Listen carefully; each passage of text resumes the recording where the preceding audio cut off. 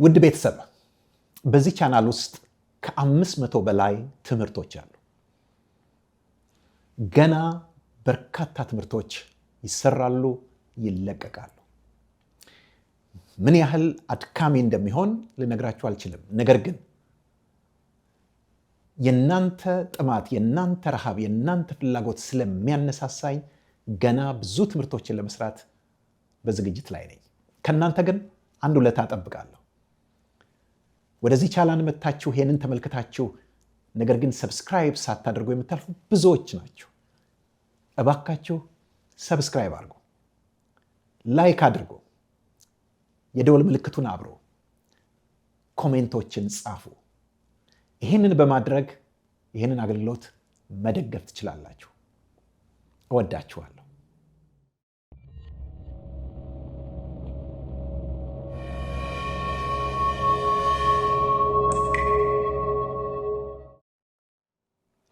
ሃሌሉያ! እንደምን ሰነበታችሁ ውድ ወገኖች? ሁላችሁንም በያላችሁበት በጌታችን በመድኃኒታችን በኢየሱስ ክርስቶስ ስም ሰላም ላችኋለሁ። ዛሬም የዮሐንስን ወንጌል እንመለከታለን። ምዕራፍ 8 በሰፊው ይዞናል። በጣም ጥቅጥቅ ያለ አስገራሚ የሆኑ ነገረ ክርስቶሳዊ ክሪስቶሎጂ እውነቶች የታመቁበት ክፍል ነው። መቼም እኔ ዮሐንስ ወንጌልን ከእናንተ ጋር እየተማርኩት ነው። እንደ ዮሐንስ ወንጌል ነገረ ክርስቶስ የተብራራበት የተገለጠበት ያለ አይመስለኝም። ዛሬ ከዚህ በፊት ያየነውን ምዕራፍ 8 ቁጥር ከ1 ጀምሮ እስከ 12 ያለውን ግን ደግሜ ሳየው በጣም የወደድኩትንና የነካኝን ክፍል እንድናይ እፈልጋለሁኝ። በተለይ ጌታ ኢየሱስ ክርስቶስ ከዳስ በዓል ማግስት በኢየሩሳሌም በመቅደስ በግምጃ ቤት ወይም ትሬዠሪ በሚባለው አጠገብ ማለትም ወደ 13 የሚጠጉ የመለከት የሾፋር ይሉታል እነሱ፣ ከበግ ቀንድ የሚሰራ መለከት፣ የዛ ቅርጽ ያላቸው ገንዘብ መሰብሰቢያዎች አሉ። የመቅደሱ ግብር የሚሰበሰብበት፣ እንደገናም ደግሞ ሰዎች ስጦታቸውን ከዓለም ዙሪያ የሚመጡ ሰዎች የሚያደርጉበት አደባባዩ ነው። የሴቶች አደባባይ ነው በዋነኝነት፣ ምክንያቱም ሴቶች ወደ ውስጥ አይገቡም፣ ውጭ ነው የሚሆኑት። የሴቶች አደባባይ ነው፣ የፊተኛው አደባባይ ነው። ግን ደግሞ ግምጃ ቤትም ይባላል። እዛ ጋር እያስተማረ ነው ያለው። እንደምታውቁት ጸሐፍትና ፈሪሳውያን አንዲት በምንዝር የተያዘች ሴት ይዘው እንደመጡ አይተናል። ይህን ስንመለከት ነው የከረም ነው። አምጥተው ሙሴ እችን ሴት ስታመነዝር አገኘናት። ተግባሩ ላይ ድርጊቱ ላይ እጅ ከፍንጅ ሙሴ እንደነዚህ አይነቱ በድንጋይ እንዲወገሩ አዟል። አንተስ ምን ትላለህ አሉት። ሞቲቫቸውን ነግሮናል። ሞቲቫቸው ሕግ ማስከበር አይደለም። ሞቲቫቸው ኃጢአተኛ መያዝ አይደለም። ሞቲቫቸው ኢየሱስ ክርስቶስን መፈተን ነው። ከዚህ ቀደም እንዳየነው ኢየሱስ ክርስቶስ ከሁለት አንዱን ነው ሊል የሚችለው። ያም ደግሞ በነፃ ትለቀቅ ሊሆን ይችላል። በነፃ ትለቀቅ ቢል አይሁዳውያን ወይም ደግሞ የሕግ ቀናኢ የሆኑት ይነሱበታል፣ ችግር ውስጥ ይገባል። ያም ደግሞ ካልሆነ ሊል የሚችለው ትወገር ነው። ትወገር ደግሞ ቢል ከሮማውያን ጋር ያጋጨዋል፣ ከሄሮድስ ወገኖች ጋር ያጋጨዋል። ምክንያቱም በዛን ጊዜ የሮም መንግስት አይሁዳውያን በሃይማኖታቸው ሰው መግደል እንደማይችሉ ሕግ አውጥቷል። ስለዚህ አጣብቂኝ ውስጥ ሊከቱት ነው። የሚገርመው ነገር ጌታ ኢየሱስ ክርስቶስ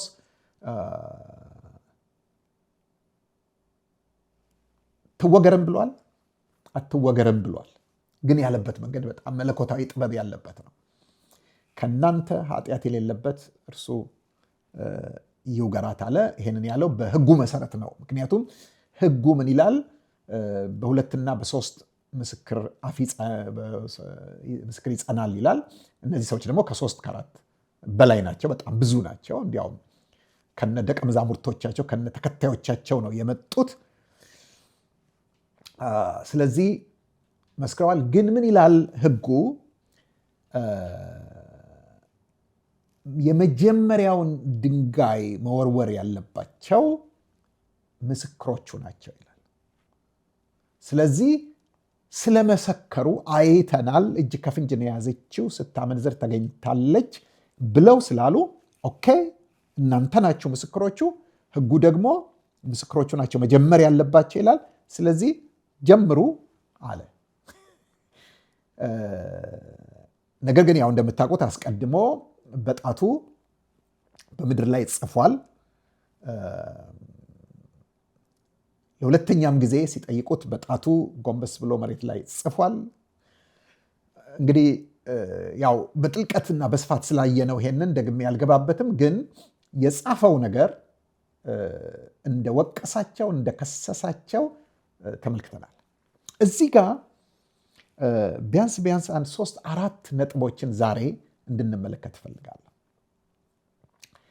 በጌታ ኢየሱስ ፊት የቀረቡት ማና ማን ናቸው? ኦኬ፣ በሁለት ከፍለን እናያቸው።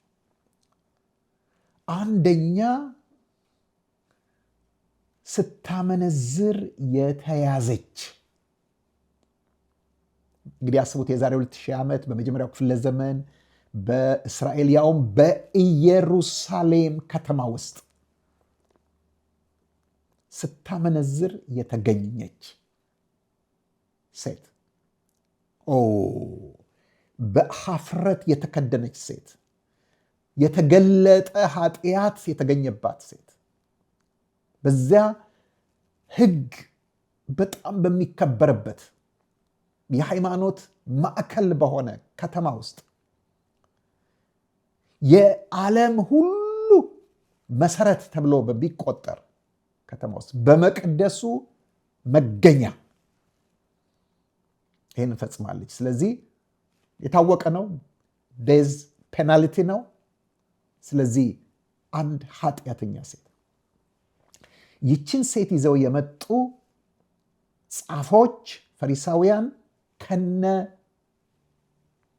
ደቀ መዛሙርቶቻቸው ፈሰዋል።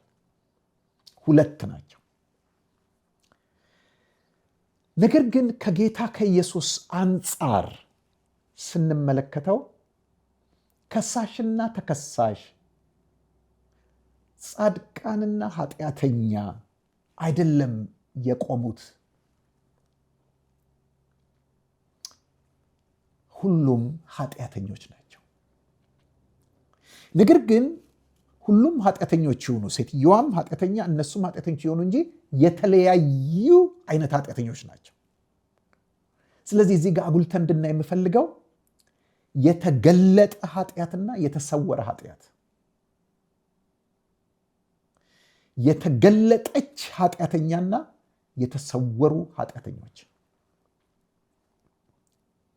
ሁለቱም ግን ኃጢአት፣ አንደኛው በውጪ አንደኛው በውስጥ፣ አንደኛው ሰው ሁሉ ሊያየው የሚችል አንደኛው እግዚአብሔር ብቻ የሚያየው፣ አንደኛው በስጋ የተፈጸመ አንደኛው በልብ የተፈጸመ፣ 2 አይነት ኃጢአተኞች፣ 2 አይነት ኃጢአቶች፣ ግን ሁለቱም ኃጢአቶች።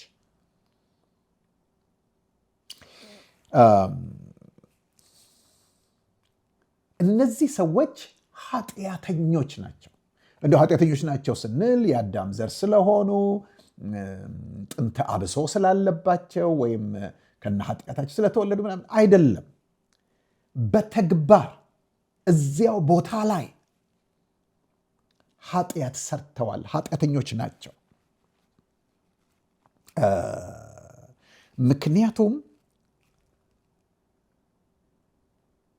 ግብዞች ናቸው። ምክንያቱም ዓላማቸው መግደል ነው። ነፍሰ ገዳዮች ናቸው። ደም የተጠሙ ናቸው። ለመውገር የተጣደፉ ናቸው። በጣም የሚገርማችሁ ይሄ አሁን ያለንበት ምዕራፍ 8 ሲያልቅ ምዕራፉ ሲያልቅ የሚያልቀው ምን እንደሆነ ታውቃላችሁ?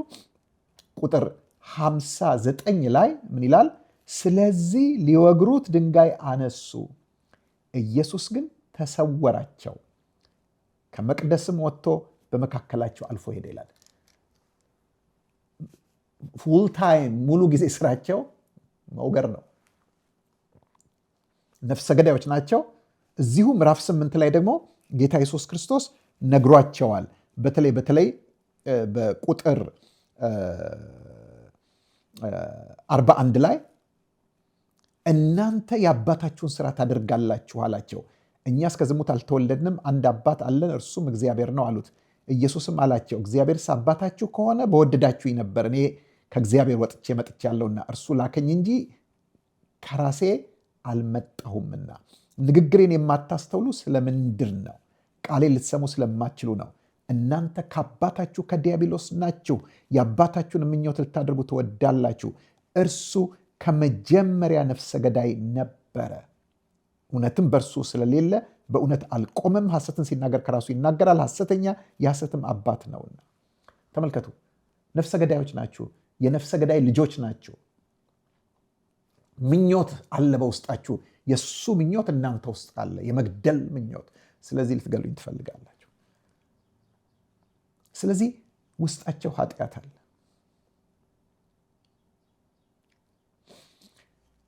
መጽሐፍ ቅዱስ አታመንዝር ብሏል።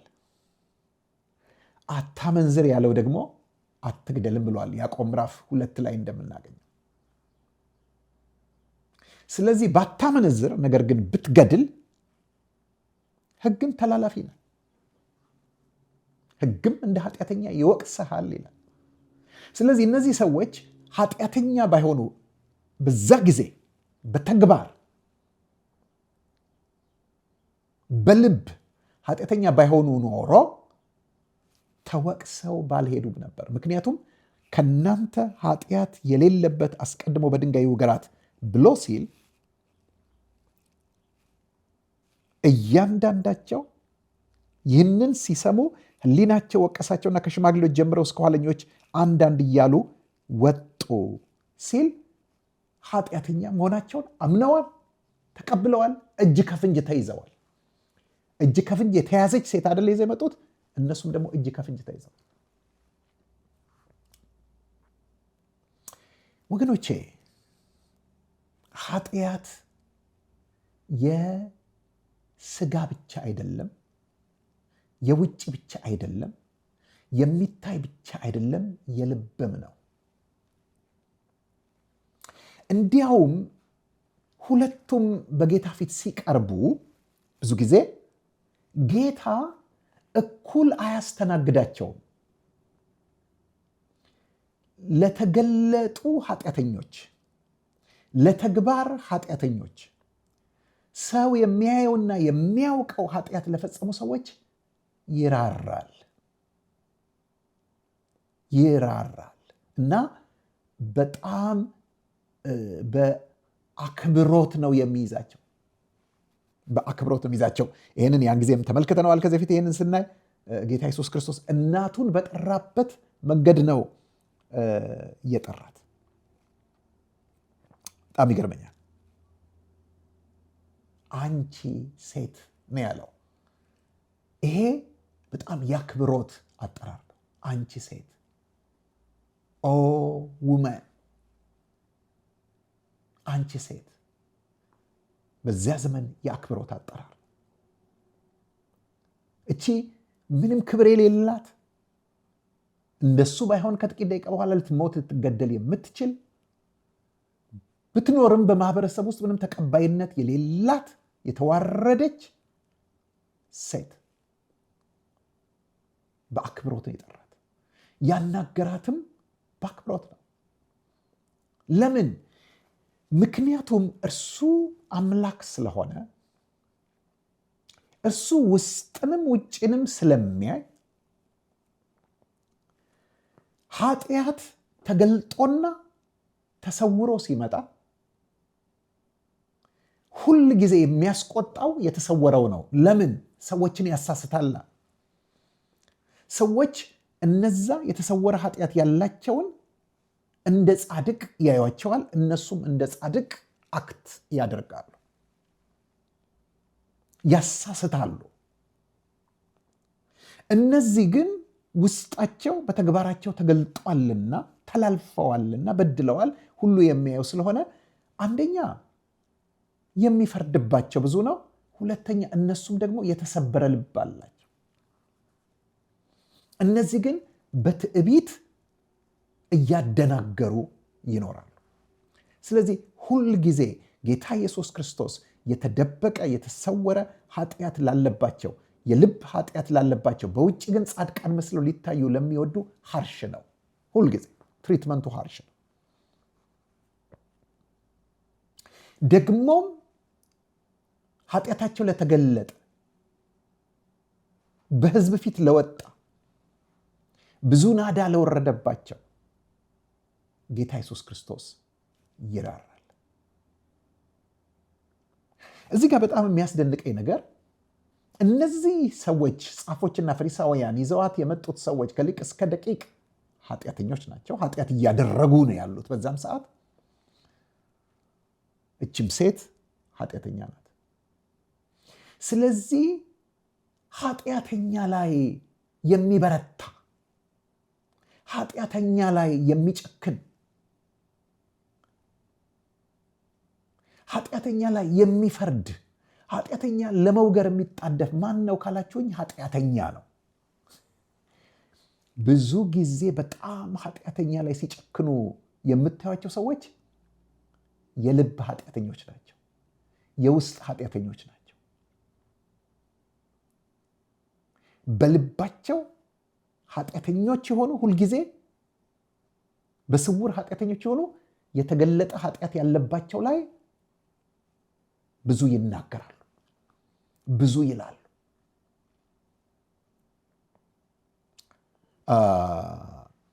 በ1980ዎቹ መጨረሻ አካባቢ አሜሪካ ውስጥ ቴሌ ኢቫንጀሊዝም በጣም የተነሳበት የገነነበት ጊዜ ነበር እና ጂም ቤከር የሚባል ከመጀመሪያዎቹ የአሜሪካ ቴሌ ኢቫንጀሊስቶች አንዱ በጣም ታዋቂ፣ ልነግራችሁ ከምችለው በላይ ታዋቂ የነበረ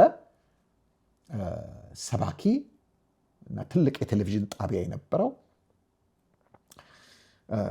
ያን የቴሌቪዥን ብርቅ በነበረበት ዘመን አሜሪካ ለጉድ የሚያየው ጂም ቤከር ሰዎች ሆን ብለው ያቀናበሩበት ነገር ነው። ነገር ግን ከሚስቱ ጋር አንዳንድ አለመግባባቶች ነበሩት። በዛ ምክንያት ትንሽ ወጣ በልና ረፍ ተዝናና ብለው አውጥተውት አንዲት ሴት አምጥተው አቀናጅተው በዝሙት ኃጢአት እንዲወድቅ አደረጉት። ወደቀ እና ይህንን ነገር ደግሞ አወጡበት። ምንድነው ችግር የሆነው? ከማውጣታቸው በፊት በኃጢአት ከወደቀ በኋላ ሴትየዋን ይዘው እንከሳለን፣ እናጋልጣለን እያሉ ብዙ ገንዘብ ተቀበሉት። ያ ገንዘብ ደግሞ ትልቅ የክርስቲያን ሪዞርት ሰራለሁ ብሎ ከህዝብ የሰበሰበው ገንዘብ ነበር። ፐብሊክ ፈንድ ነበር እና ከዛ የተነሳ መጨረሻ ላይ ተከሰሰ። የተከሰሰው በብዙ ነገር ነው። በኢንፊደሊቲ ማለት ትዳሩ ላይ በፈጸመ ወንጀል፣ በዛ ብቻ ሳይሆን ሌላ ሴት ደግሞ በመድፈር፣ ከዛም በኋላ ደግሞ የፐብሊክ ፈንድንም በማጭበርበር በጣም በሚል በብዙ ነገር ተከሰሰ። በቃ የፍርድ ቤት ፕሮሰሱ በቴሌቪዥን ይታይ ነበር። በጣም ዲስግሬስድ ሆነ፣ ተዋረደ እና ያን ጊዜ የሱ ነገር ሲገለጥ በጊዜው ደግሞ ሌላ የታወቀ እንደሱም ባይሆን ግን የታወቀ ቴሌቫንጀሊስት በዘመኑ የተነሳ ነበር። ጂም ስዋገርት የሚባል በጣም ኃይለኛ ሰባኪ ነበረ እና ጂም ስዋገርት ተጠየቀ ስለ ጂም ቤከር። ወገኖቼ ምን እንዳለ ታውቃላችሁ? ይህ ሰው በእግዚአብሔር መንግስት ውስጥ ካንሰር ነው። እንዲህ አይነቱ ሰዎች ካንሰሮች ናቸው ብሎ ተናገረ። አቤት! እኔ ራሴ ትዝ ይለኛል በፈረንጆቹ 80ዎቹ መጨረሻ ላይ በ90ዎቹ መጀመሪያ ላይ ጂም ስዋገርት ስጋን ስለመካድ ኃጢአትን ስለማሸነፍ እያለቀሰ ፒያኖ እየተጫወተ እየዘመረ፣ አቤት የሚገርም አይነት ስብከት ነበር የሚሰብከው። ታይቶ ተሰምቶ የማይታወቅ እንደዚህ አለ።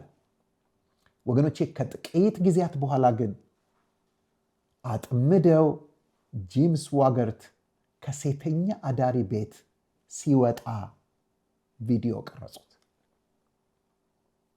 ተያዘ እና ፐብሊክሊ ተገለጠ። ለካ ያ ልምምድ ነበረው። የልብ ኃጢአተኞች፣ ስውር ኃጢአተኞች የተገለጠ ኃጢአት ያላቸው ላይ ሁልጊዜ ይጨክናሉ። እንጠንቀቅ። አይገርምም?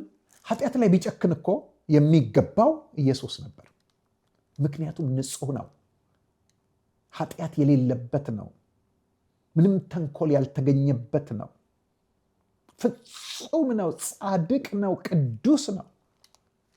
ነገር ግን የተገለጠ ኃጢአት ላለባት ሲራራ እንመለከታለን።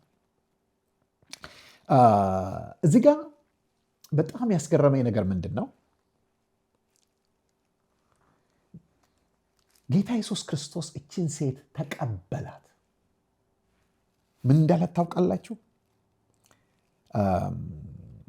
አንቺ ሴት እነዚያ ከሳሾችሽ ወዴት አሉ? የፈረደብሽ የለምን አላት። እርሷም ጌታ ሆይ አንድስ እንኳ አለች። ኢየሱስም እኔም አልፈርድብሽም፣ እኔም አልፈርድብሽም። ሃሌሉያ! ሊፈርድባትም ይችል ስልጣን ያለው መብት ያለው ብቃት ያለው እኔም አልፈርድብሽም። ተቀበላት። ወገኖቼ ኢየሱስ ክርስቶስ ከነ ማንነታችን ይቀበለናል። ምንም ሳናረም፣ ምንም ሳናስተካክል፣ ምንም ሳንለወጥ፣ ምንም ቅድመ ሁኔታ ሳናደርግ እንዳለን ከነ ማንነታችን ይቀበለናል። ነገር ግን የሚያስደስተው ነገር ከነ ማንነታችን ግን አይሸኘንም። እሱ ጋር ከነ ማንነቱ የመጣ ከሱ ጋር ከነ ማንነቱ አይሄድም። የመለወጥ ኃይል አለው። ስለዚህ ይህችን ሴት እኔም አልፈርድብሽም ማለት ተቀብዬሻለሁ፣ አልፈርድብሽም፣ በቃ ተቀብዬሻለሁ፣ you are fine። ነገር ግን ከነ ኃጢአቷ እንዳልሸኛት የምንመለከተው ሂጂ፣ ከአሁንም ጀምሮ ደግመሽ ኃጢአት አትስሪ አላት። ሃሌሉያ! ከአሁንም ጀምሮ ደግመሽ ኃጢአት አትስሪ አላት። ተመልከቱ፣ አንድ የህግ ባለሙያ፣ በጣም የምቀርበው የህግ ባለሙያ አንድ ነገር ሳስተምር ሰምቶ ሪፍሌክት አደረገ በዛ ባስተማርኩት ነገር ላይ። ምንድን ነው ያለኝ? ማስተምር የነበረው ክላስ ውስጥ ለሚሰሙት ጸጋን ይሰጥ ዘንድ ለማነጽ እንደሚጠቅም እንደሚያስፈልግ ማናቸው በጎ ቃል እንጂ ክፉ ቃል ካፋችሁ ከቶ አይወጣ የሚለውን ክፍል ነበር ማስተምረው እና ለቤዛ ቀን የታተማችሁበትን ቅዱሱን የእግዚአብሔርን መንፈስ አታሳዝኑ፣ ቁጣ፣ ንዴት፣ ምሬት፣ ጩኸት፣ ስድብ ከክፋት ሁሉ ጋር ከእናንተ ዘንድ ይወገድ የሚለው ምን አለኝ? ስድብ ምን ማለት ስላንደር የሚለው እንግሊዝኛውን ስድብ ምን እንደሆነ ታውቃለህ አለ። እኔ ዳኛ ሆኜ ብዙ ጊዜ አገልግያለሁ ኢትዮጵያ ውስጥ እና አንድ ሰው ሰርቆ ይመጣና ያ በምስክሮች በአቃቤ ሕግ በማስረጃ በብዙ ነገር ሲጠራ ይቆይና መጨረሻ ላይ እንደሰረቀ ይረጋገጣል።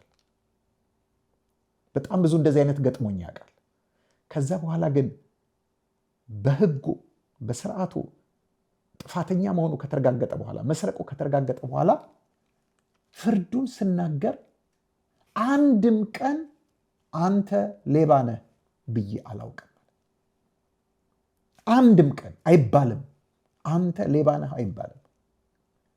ማለት ኢኖሰንት አንቲል ፕሩቭን ጊልቲ ወይም አንድ ሰው ጥፋተኝነቱ እስከሚረጋገጥ ድረስ ንጹህ ነው በሚለው መርህ አይደለም። ከተረጋገጠ በኋላ አንተ ሌባ ነህ ብዬ አላውቅም። አንተ ነፍሰ ገዳይ ነህ ብዬ አላውቅም። ምንድን ነው የምትለው አልኩት። ሰርቀሃል። መስረቅህ በሕግ ተረጋግጧል። ገድለሃል። መግደልህ በሕግ ተረጋግጧል። ለምንድን ይሄ እኮ ፀጉር ስንጠቃ ነው። ሰርቀሃል እኮ ካልከው ሌባ ነህ እያልከው ነው። ኖ አንድ አይደለም አለኝ። እንዴት ስለው ሌባ ነህ ማለት እኮ አንተ ማንነትህ ራሱ ሌባ ነው። አንተ ከዚህ በኋላ ምንም መሆን አትችልም። መሆን የምትችለው ሌባ ነው። ሌባ ነህ ማለት ማንነትህ ማለት ነው። ሰርቀሃል ማለት ግን ድርጊቱን ፈጽመሃል ማለት ነው። ኦ ማይ ገድነስ። እንዲያውም ሲነግረኝ ምን አለኝ፣ አንዳንድ ጊዜ ሴት ልጄ ክፍል ስገባ በጣም ክፍሏ ተዝረክርኮ አገኛለሁ። አንድ ቀን አንቺ ዝርክርክ ነሽ ብያት አላቅም፣ ክፍልሽ ተዝረክርኳል ነው ምላት። ትልቅ ነገር አስተማሪ ወገኖቼ። እኔና እናንተ ሰዎችን እንዲህ ነሽ ነው የምንለው። መፍረድ ማለት ይሄ ነው። ማንነትን መኮነን ማለት ነው። ጌታ ኢየሱስ ክርስቶስ ምንድን ያደረገው? እኔም አልፈርድብሽም ስል የአንቺ ችግር ይሄ ኃጢአቱ ነው እንጂ አንቺ ማንነትሽ መልካም ነው። ስለዚህ እኔ በሌላው ነገርሽ ላይ በማንነትሽ ላይ አይደለም እፈርደው። ተመልከቱ፣ እኛ ብንነው ምንድን ነው ብለው አመንዝራ፣ መጽሐፉም እኮ የሚለው አመንዝራይቱን ይዘው መጡ። አመንዝራ በቃ ስም ወጥቶላታል። እች ሴት ሌላ መሆን አትችልም። ሺዝ ጉድ ፎር ናቲንግ። ወገኖቼ ጌታ ኢየሱስ ክርስቶስ አይፈርድም ብለን ስንል ነጥሎ ኃጢአታችንን ብቻ ይለያል። አንተ ትክክል፣ አንተ ኦኬ ነህ፣ አንተ ጥሩ ነህ። ምክንያቱም ቢኮንን እኮ የሰራውን ነው የሚኮንነው፣ የፈጠረውን ነው የሚኮንነው። ስለዚህ የእጁን ስራ ትክክል ነህ ይልና እችን ብቻ ብሎ ነው የሚያወጣው። እግዚአብሔር ይርዳል እንደዚህ እንደናረግ። ስለዚህ ከነ ኃጢአታችን ወደ እሱ ልንመጣ እንችላለን። ከነ ኃጢአታችን ግን አንሄድም። ቃሉ የመለየት ኃይል አለው። ምን አለ? ደግመሽ ኃጢአት አትስሪ። ወገኖቼ አንድን ሰው እኔ ዝም ብዬ ተነስቼ ደግመ ኃጢአት አትስራ ብል ምንም ማለት አይደለም። እሱ ግን ሲለው ከአፉ ከሚወጣው ጸጋ የጸጋ ቃል የተነሳ ያ ቃል ወደ ውስጥ ገብቶ ሰው ኃጢአትን እንዲጠላ፣ እንዲጸየፍ፣ እንዲርቅ፣ እንዲገፈገፍ፣ እንዲንገሸገሽ ያደርገዋል። አይገርምም? ማንነቱን ይቀይራል። ለዚህ ነው በውሃ መታጠብ በቃሉ አንጽቶ እንዲቀድሳት ስለ እርሷ ራሱን አሳልፎ ሰጠ። በውሃ መታጠብ በቃሉ ነው የሚለው። ስለዚህ ይሄ ቃሉ አንጽቶ የሚቀድስ እድፈት ወይም የፊት መጨማደድ ወይም እንዲህ ያለ ነገር ሳይሆንባት ክብርትና ንጽሕት የሆነችን ቤተክርስቲያን ለራሱ እንዲያቀርብ ፈለገ ብሎ ጳውሎስ በኤፌሶን ምዕራፍ 5 ላይ እንደጻፈ እንዲሁ የሚናገረው ቃሉ የሚያነጻ ነው፣ የሚለውጥ ነው፣ የሚያጠራ ነው። ሃሌሉያ። ስለዚህ ምን ነጥቦች ነው ያየ ነው? የተገለጠ ኃጢአተኛና የተሰወረ ኃጢአተኛ። ብዙ ጊዜ በተገለጡ ኃጢአተኞች ላይ የሚጨክኑ እነማን ናቸው? የተሰወሩ ኃጢአተኞች ነው።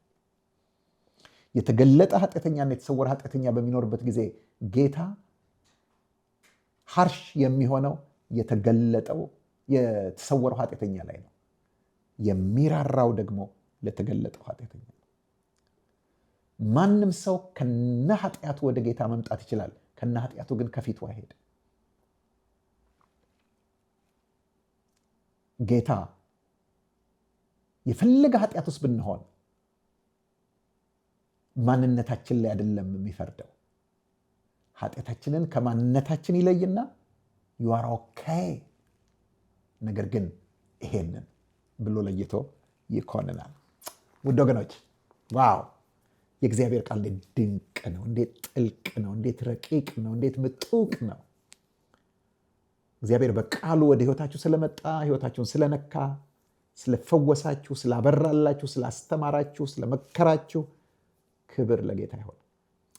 በሚቀጥለው እንገናኛለን። እስከዛው ይሄን እያሰላሰላችሁ ደህና ቆዩ።